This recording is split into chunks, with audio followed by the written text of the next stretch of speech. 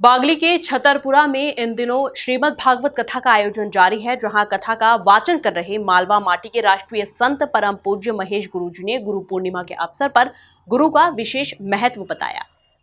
गुरु के मान सम्मान के विषय में चर्चा करते हुए महेश गुरुजी ने बताया कि आज के युवाओं पर सोशल मीडिया और पश्चिमी सभ्यता का प्रभाव बढ़ता चला जा रहा है, जिससे हम अपनी सनातन संस्कृति को भूलते चले जा रहे हैं। वहीं गुरु पूर्णिमा पर संदेश देते हुए गुरुजी ने कहा कि हमेशा मनुष्य की इच्छा होती है कि वह सबसे श्रेष्ठ रहे, सबसे अच्छा बने, सबसे ऊंची छलांग लगाए। वह चाहता है कि दुनिया उसके कार्य को देखे, लेकिन यह सब बिना गुरु के ज्ञान के संभव नहीं हो सकता। गुरु की ज़रूरत है, जैसा मैंने पहले भी कहा। जो भी हर आदमी चाहता है कि मैं श्रेष्ठता को वर्ण करूं, जो सबसे ऊंची छलांग हो सकती है वो मैं लगाऊं, सबसे अच्छा मैं बन जाऊं, सबसे अच्छा मैं करूं, सारी दुनिया मैं जो करूं उसको देखे। अगर सच में हम ये चाहते हैं तो बिना गुरु के आश्रय के हो ही नहीं सकता है। गुरु बिन होय के ज्ञान, ज्ञान के होय विराग बिन, गावे हैं वेद पुराण जस की लही हरि भगति बिन, गति की लही हरि भगति बिन। तो बिना गुरु के ज्ञान हो ही नहीं सकता है। गुरु का मतलब यही नहीं है कि हम कहीं जंगल में किसी ऋषि मुनि के पास जाएं तभी हमें ज्ञान होगा। अरे हमारे तो माता पिता गुरु हैं, जो हमें स्कूल में शिक्षा देते वे भी गुरु हैं। इसी तारतम्य में चलते चलते हमें आध्यात्मिक गुरु मिलते हैं, जिसका अपने माता पिता जो प्रथम गुरु हैं उनके प्रति अगर सही से आदर नहीं है तो वो किसी भी गुरु का आदर नहीं कर पाएगा, और उसके बिना हमें जीवन में पूर्णता प्राप्त नहीं हो सकती। हम अधूरे ही बने रहेंगे, और अधूरा आदमी जो कुछ भी संसार में करेगा वो अधूरा ही होगा। उससे न संसार का भला होगा न खुद का भला होगा। इसलिए गुरु की नितांत आवश्यकता है, जिससे हम अपने जीवन के मर्म को, अर्थ को, सत्य को समझ सकें और स्वयं भी अपने जीवन को सार्थक कर सकें और समाज को भी कुछ दे सकें।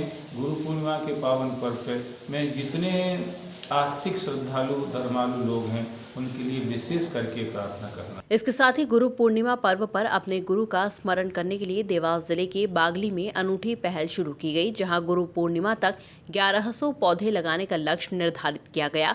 वहीं अभी तक लक्ष्य से अधिक पौधे लगाए जा चुके हैं।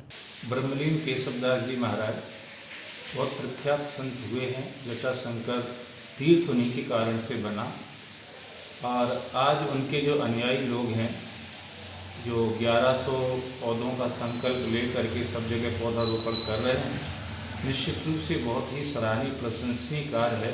मैं तो ये कहता हूँ सभी को करना चाहिए। पौधों की बहुत ज़रूरत है।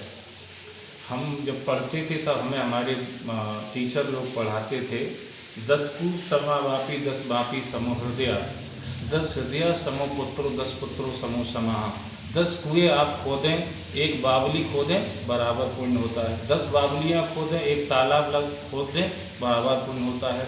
10 तालाब आप खोदें और एक पुत्र को जन्म दें तो बराबर पुण्य होता है।